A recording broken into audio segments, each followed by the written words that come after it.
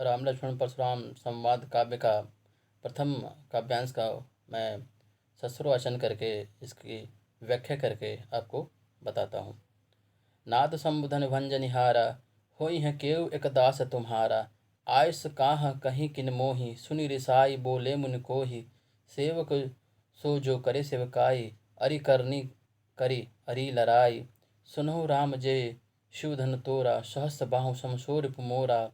सो बिलगाव बिहाई समाजा, न त मारे जइहाँ सब राजा। सुनि मुनि वचन लखन मुस्काने, बोले परस धरहि अवमाने। बहु धनहि तोरी लरिकाई, कभुन अस किन्ह गोसाई। यही धनु पर ममता केहु हेतु, सुनि रिसाए कह भृगुकुल को केतु। रे निप बालक काल बस, बोलत तो न संभार। धन ही सम त्रिपुरारि धन विदित सकल संसार। इन पंक्तियों को पढ़ने पे आपको कुछ समझ में आ गया होगा कि जब शिव धनुष टूट जाता है तो परशुराम जी जब दशरथ के दरबार में प्रवेश करते हैं तो अत्यंत क्रोध में आते हैं और वो बोलते हैं कि जो इस धनुष को तोड़ा है वो इस समाज से अपने राजाओं के बीच से वो बाहर आ जाए। तभी श्री राम आकर कहते हैं कि नाथ संबुधनि भंजनिहारा, हे नाथ, जो भी इस धनुष को तोड़ा है वो आपका कोई दास ही होगा। तभी परशुराम जी क्रोधित होकर बोलते हैं कि सेवक जो करे सेवकाई, सेवक वह होता है जो सेवा करे, न कि लड़ाई जैसा कृत्य, लड़ाई करने वाला। सुनहु राम जय शिव, तभी वो कहते हैं कि हे राम सुनो, जिसने भी इस शिव धनुष को तोड़ा है वह सहस्त्र बाहु के समान मेरा शत्रु है। सहस्त्र बाहु जो है वो क्या था? एक राजा था। वो जो था एक राजा था। उसने उसको यहाँ पे उदाहरण स्वरूप दिया गया है कि वो परशुराम का परम शत्रु था। सो इसलिए परशुराम जी कहते हैं कि तुम इस समाज से जो भी है वो बाहर आ जाए, राजाओं के बीच से वह बाहर आ जाए, नहीं तो इसमें सभी राजा मारे जाएंगे। सुनि मुनि वचन लखन, तभी जो है लक्ष्मण जी मुस्कुरा कर बोलते हैं, बोले कि परशुधरहि अवमान, मैं तो आपको ऋषि मुनि समझता था। सुनि मुनि वचन लखन मुस्काने, बोले परशुधरि अवमाने। बहु धनुहि तोरी लरकाई, मैंने तो बचपन में बहुत सारे धनुहि, छोटे से धनुष को तोड़ा, तब तो आपने कोई क्रोध नहीं दिखाया। यह धनुहि पर इसी धनुष पे इतनी ममता क्यों है? तभी जो है भृगुकुल केतु परशुराम जी और उनका क्रोध बढ़ जाता है। वो कहते हैं, हे बालक, हे राजा के बालक, तुम काल के बस होकर तुम अपने आप को संभाल नहीं पा रहे हो।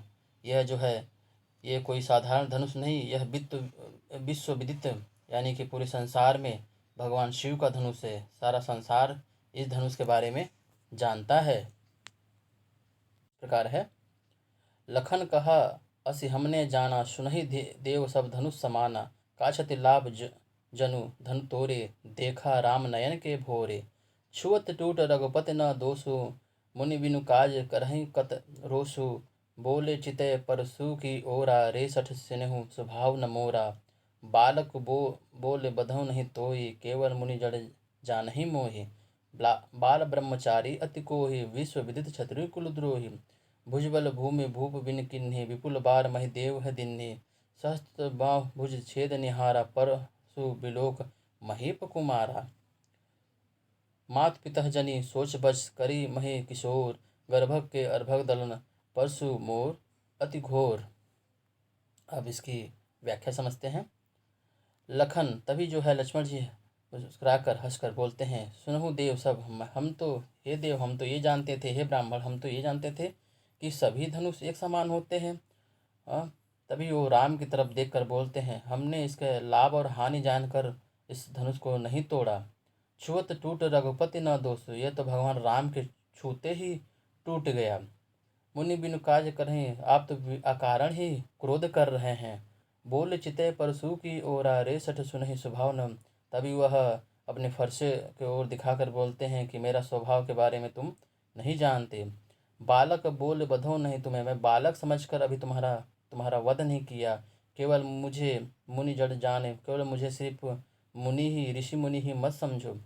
बाल ब्रह्मचारी अति को ही विश्व, मैं बाल ब्रह्मचारी और विश्व विदित विश्व क्षत्रियों, इस विश्व को क्षत्रियों से नाश करने वाला हूँ। भुजबल, मैंने कई बार अपने बाहों के बल पर इस पृथ्वी को जो है क्षत्रिय विहीन करके ब्राह्मणों को मैंने दान कर दिया। सह मैंने हजारों बाहों को काट डाला इस फरसे से। परसों भी लोग मेरे फरसे की ओर देख कर वो उन्होंने बताया। माता पिता जनी सोच बन, अपने माता पिता को सोचने पर मजबूर मत करो। इस फरसे को देख के गर्भ में पलने वाला बच्चा भी अब जो है उसका गर्भ नष्ट हो जाता है। मात पिता जनि सोच बच कर से महिष किशोर, गर्भक के अर्भक दलन परसु मोह अति घोर। फिर अपने माता पिता को, हे राजकुमार, अपने माता पिता को सोचने पे मजबूर मत करो। इस फरसे को देखकर गर्भ में पलने वाला बच्चा भी नष्ट हो जाता है। आज के इस पंक्ति में सिर्फ इतना ही।